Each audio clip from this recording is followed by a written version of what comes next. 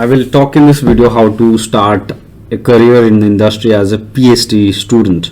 So if you're currently enrolled as a PhD student, you've just finished PhD, or you are in academia but you want to switch to the industry, this video will be very useful. So I'll talk about career in the industry, especially in some of these industries, right?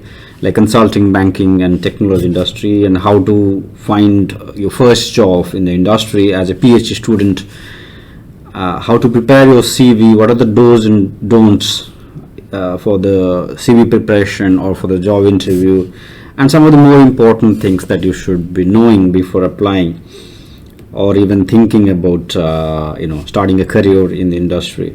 So I'll talk about these topics. If you have any questions, please let me know. You can also write to me. My email is there in the description section, so you can always write to me. Okay, but before I start with how you can sort of apply for jobs in the industry as a PhD student or someone who has just finished a PhD, I would like to highlight a few things about the differences between academia and the industry, because these things are very important to know before you actually even want to apply for jobs in the industry. They're quite different in many ways. There are some similarities, but in many ways they're quite different. A career in industry is quite different than the career in academia. So academia is very specialized. If you are a physics PhD, you will work as a physics professor all your life. If you are a student of computer science, you have just finished your PhD in computer science, you will always work as a professor of computer science. Well, you might change your field from machine learning to algorithms to system data structure. You might change your field over time, but you'll always remain as the professor of computer science. It's very less likely that you will become a professor of biology or mathematics or electrical engineering. But that's not the case in industry. In industry, it's a lot less specialized. You can't do the same job for your entire career. It will keep on changing, so you have to reskill yourself. You have to learn new things. Sometimes, even though you do not want to change your field, you have to do it because your current field or current area is going to be obsolete. It's not going to be very relevant in the industry, so you have to reskill yourself and change it to totally different field. Sometimes these fields may be very different actually, so it's less specialized. A career in academia is more stable. You have a very set career path. You start as an assistant professor, become associate, and then become a full professor. In industry is a lot less stable, right? There is no guarantee of a promotion that you will become a manager, senior manager, vice president, or managing director of a company. It's not that straightforward. It could be that you are stuck at a certain level, at a certain position for a very long time, and you have nowhere to go. You are not getting promoted, but neither you have opportunities outside of the company you're working currently. So it's a bit less stable, and I must also mention this from my own experience, but what I have also seen in other people's experience is that when you cross the age of 40 or 45, the opportunities in the industry is a lot less. I mean, if you haven't moved off, you haven't become an executive, it's very difficult to find jobs, the non-executive jobs. I'm talking about the jobs which are not in the league of vice president, senior vice president, the CXO type roles like CEO, CFO, CRO, chief operating officer, chief technology officer. If you are not in that position, it's very difficult to actually find jobs, the more lower ranked jobs, as someone who has crossed the age of 40-45. So the midlife crisis is big time an issue in the career in industry for many people. I've seen that, but that's actually not the case in academia. I think I've seen people working as an associate professor even at the age of 50 or 55. They're still fine with that. Then in academia you have limited opportunities actually. You have a set career path. It may be stable, but the growth opportunity after a while is very limited. You become a professor and then you are stuck there for, unless you get a Nobel Prize or something, your earning potentials are very limited. Maybe you have patents and other things, but that's not everyone's cup of tea. So you may not make more money than your salary as a professor, which is good but not super great compared to maybe the executive level salaries in the industry.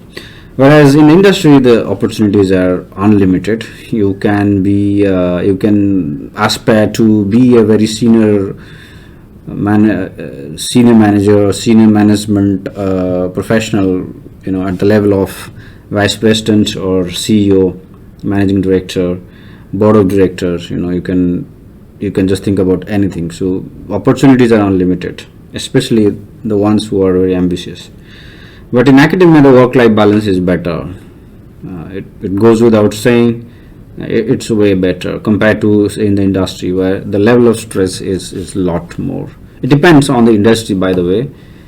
Some industry it is a lot more. For instance, in the banking and consulting firms, the level of stress is a lot more compared to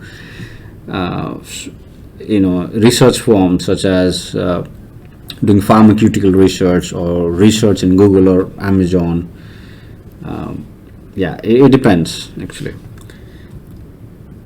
So what personality trait you must be having if you want to start a career in industry? Now you may be a bit confused as to whether your personality suits for a career in industry. Well, there are a few things. It's very difficult to actually list out what personality you must be having if you really want to do well in the industry or not. But this is just my observation. I could be totally wrong, by the way. But my observation is that someone who is interested to work in the industry for his entire life, it could be starting a career at an age of 30 and working until you are 65. So you have a 35 years of career. You must be a bit flexible. You can't just be stubborn about, I just want to do one thing, or I just want to do things that I like. So you really have to be flexible. Okay, so you may be a very technical person, but you may need to be a people manager sometime in your career. So that level of flexibility is expected. Resilient, actually, the level of stress is a lot more in the industry. You may have to deal with a lot of nasty people, and you really have to be resilient. You need to be more sociable. You will be a team player. You will work in a team, unlike in the academia where you could work in silos, and that could still be fine.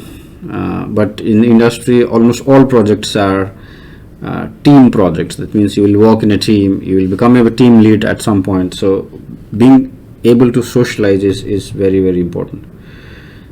Embracing changes around you. So if you're someone who doesn't like changes around you, I think that's not a good thing in industry, because these things will always happen, and many times you will not like these changes. Willing to manage people and processes, I've already mentioned. And then you must be a practical man, more practical problem solver rather than more of a theoretician who can just sit hours long, solving a mathematical problem, which is fine, which is quite useful actually. But the fact is that in industry, you always have deadlines. You always have a constraint on the budget and the people allocated to you for a given project. So you really need to have an eye on finishing something, so being practical about everything is super important, unlike in academia where you can have sometimes unlimited amount of time to solve something. You should be target oriented. In the industry, there is always a target actually. The company has to make money, so profit and loss statement is there with all the companies in the world. Is not necessarily there for universities, particularly the public university, where you don't worry about the money because the government sponsor everything. That's not the thing. So so you have to understand. So these are some of the things you need to have. You do not have to have all these things, but if you have some of them, I think you'll still do fine. And even if you don't think you do not have these qualities, I think you can still be fine. Just that you really need to be interested to develop some of these skills in the future. Then I would like to talk about some of the myths, and these myths to be busted. And one thing is about PhD is highly valued in the industry. Some people think that your qualification sets you apart in the crowd, and you will be treated as a special person because you have a doctorate. Not at all. In most of the jobs, you will not find any difference between someone just having a bachelor or master's degree with you as a PhD student or someone who has a PhD. In some cases, for instance, in more research focused jobs, it may be quite useful, and you may be valued highly, but in many other jobs, not at all. But you shouldn't be very upset about it, because your skills that you have learned in your PhD program will be super useful, and that will help you really set you apart and do better than your other colleagues who aren't PhDs. And then some other people also say that PhDs are not taken very seriously by the business people. That's actually not true, actually. PhD, especially the ones who are practical, who are sociable, who are communicative, who are the ones who actually want to understand the problems of the company or the organization, I think they're valued a lot. But if you're always still in your academic world and not really bothered about the problems of the company, you're just too theoretical, then I think the people from the business will not take you very seriously, because business is all about making money. If your solution is not helping business people to make money, I think they will not listen to you. As simple as that. Research skills are not at all useful in the industry, so that's one other myth. Not at all. I think research skills are quite useful in many areas, especially in data science, analytics, quantitative research, strategy, and even IT and tech areas. Quite useful. Your ability to write well about your research and your results from the research is super important, actually, in many industries. So the way you communicate in your PhD thesis actually quite that's a very important skill. And it goes without saying, your technical skill will be very useful. Your programming skills, your mathematical skills, your ability to analyze complex data is going to be very crucial when you start your career in industry. Sometimes people think work is not challenging in the industry. That actually not always true. Some jobs may be not very challenging for a PhD student, but as you could still find a lot of challenges. May not be technically very challenging, but there are other kinds of challenges. Some people think that work in the industry is not very impactful. It's a bit subjective, because I have seen many academic projects are not very impactful, whereas the industry projects as quite impactful in many ways. Okay, so it's a bit subjective. My suggestion is not to think too much about it. Academic career is more satisfying intellectually. Some people think that. I also agree to some extent that if you are a more academic type person, it may give you more satisfaction if you become a professor and stay there. But you can still find satisfaction. You will earn more money. That will give you more satisfaction, I would say, in the industry. Alright, so where you can find career opportunity as a PhD student, or someone who has just finished PhD, or someone who is in academia as a postdoc or as an assistant professor, and you are interested to move to the industry, you can find in many places. The list that you are seeing on the screen is not the exhaustive one. You can find opportunity even elsewhere, not which are not there in this list, but some of the important ones I will mention here. Strategy consulting, like in McKinsey or BCG or Etikon, in some of the strategy consulting firms, they hire research people. A lot of the work they do and may not be very related to your research, but they want people who can think critically, who can communicate well, who are very data oriented. So yeah, and good money, right? You can make a lot of money there. And then banks and insurance companies and hedge funds, these research firm So banking is an industry where you will find many PhDs actually. PhD in economics and other social science subjects, but also PhD in engineering and physics, mathematics, statistics. Working as a risk management expert or quantitative experts or data scientists or software engineers. Then big tech firms like Google, Microsoft, Amazon, all other product firms, they also hire for a lot of the research related activities. Sometimes heavy research in computer science, but also non-computer science. For example, in advertisement research in Amazon, they hire a lot of social science PhDs. Similarly for Google also, for Google ad team, they hire a lot of social science people to do research on advertisement. You have big four audit firms like Deloitte or KPMG, PwC, and such firms hire PhDs for analytics consulting. That's a large part of the business, so you can find opportunities there. Startups also, but in startups you have to be very flexible because they don't do a lot of research oftentimes. So you have to be flexible to work on anything like operations, strategy, analytics, technology. If you are more of a someone who can do everything and flexible to do everything, I think startup is a very good place. And you can also think of starting your career in startups because you learn a lot. So that's a good opportunity also.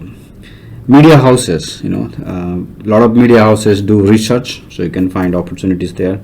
And then you have data science, analytics, technology consulting firms such as IBM, Accenture, TCS, Infosys, Capgemini, computer science corporations. This just many of them.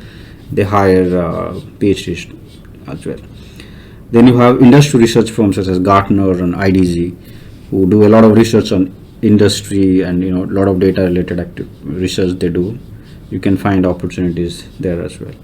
Again, as I said, this is not exhaustive. There are other places also where you can find opportunities. What skills are needed actually? Well, there are some very generic skills. There may be some specific skills needed for a given job. You may have to prepare a bit before the interview if that skill is not something that you already know. But there are some more generic skills. For instance, IT skills, knowledge of Excel, knowledge of databases, or to be able to write SQL query. Your programming skills, in Python, C++, or any other programming, general purpose programming language, is super important. Communication skills, it goes without saying, it's super important in any career. And people skills, as I have said already, quite important. And most PhD students normally are quite good in the first two, the programming, technical skills, and communication skills. They may not be that good in people skills oftentimes because in PhD you don't get to work with other people. So that's something you can develop after you have joined the industry. And we obviously cannot generalize because I've also seen many PhDs having wonderful people skills, so can't be generalized. How to find a job? How to find your first job? Because finding your first job is very, very difficult actually, and it's also quite important because unless you get your first job, you will never see the other opportunity coming in your way. So finding your first job is very, very important and very difficult sometimes. So have a very good profile on LinkedIn. Try to connect with people from industry. What happens normally is that people working as PhD, they only connect with other PhD students or professors, but not with people from industry. If you are interested in career industry, I think good to also connect with people from industry. Do an internship in the industry to understand whether you really want to work in industry or not. If you're not interested, I think it's if you think that it's no for you, your personality does not match, then better not to waste your time. You can do much better in academia, so why waste your time? Ask your friends and seniors to refer you. I think many PhD students nowadays work in industry, so if you know some people, I think good to talk to them, understand from them what they do, whether they enjoy the work or not. Understand everything, right? Even the salary structure and what challenges they're facing there, what skills are needed. It really gives you a good idea about what to expect in the interview, what to expect in your work when you actually start working. So good to connect with friends and seniors, and ask them to refer you in their organization, in their company. Do some relevant courses. Actually, there are so many good courses on different platforms such as Data Camp, Coursera, EDX, Udemy. Do some relevant courses. If you want to get into banking and financing service, you have a PhD in physics, you may not know anything about banking and financial service, right?